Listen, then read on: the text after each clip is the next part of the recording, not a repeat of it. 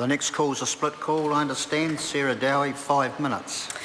Thank you, Mr. Speaker, for allowing me to take this this call on the second reading of the Objectionable Publications and Indecency legislation bill. And I want to thank the Justice and Electoral Committee and the Honourable Amy Adams for spearheading this and bringing it to the House. And we've already heard from members opposite and from members on the government benches that this is an important bill, and of course I am very passionate about children too and pleased to be speaking about it. I certainly take Mr Fafue's point, the member opposite, that it's not a pleasure to be talking about these offences, but it certainly is a pleasure to be aiding in the protection of children. So as I said, I'm a mother. I am very passionate about children and protecting them, but as we've witnessed around the House, you certainly do not need to be a mother or a father to have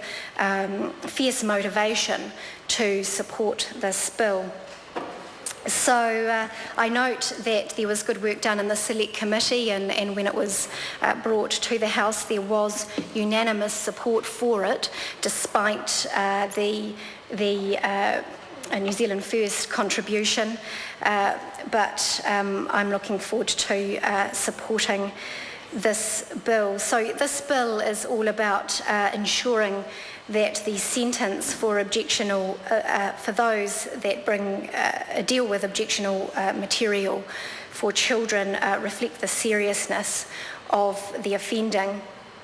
And I must say that the exploitation, the cruelty, the violence, the horror and the abuse of children certainly will not be tolerated by this government. So, look, with the evolution of the internet, offenders can obtain objectionable materials quickly and at rates that we just couldn't imagine even a couple of years ago. And we've already heard about, you know, the accessibility through networking sites, sharing of photos, Snapchat, text messaging. Communications such as these are making it so easy for people to connect, but also very easy for adults to connect in communications with children. So as part of that, obviously this bill brings an amendment, clause 13, which is the major change and covers the gap that makes it an offence for indecent communication with anyone under the age of 16 years of age. And it takes it further too with the object of grooming, where those people take it one step further with a view to meeting those children and putting them in harm's way. And again, I just reiterate that this government does not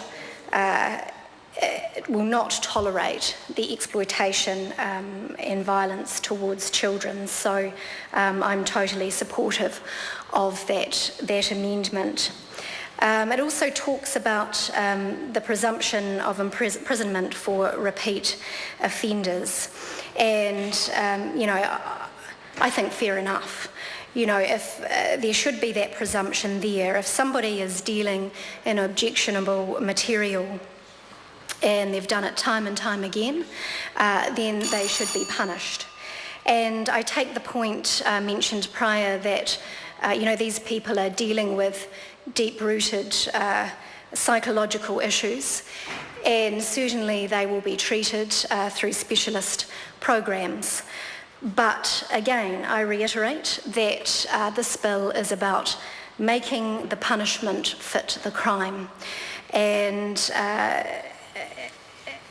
yeah, it must be looked at in that way. The sentences have been extended to support that. And as such, I commend the work of the Justice and Electoral Committee, spearheaded by the Honourable Amy Adams, and I commend this bill for its second reading. Cool. Stuart Smith, 5 minutes. Thank you, Mr. Speaker. As my colleague said before, I commend the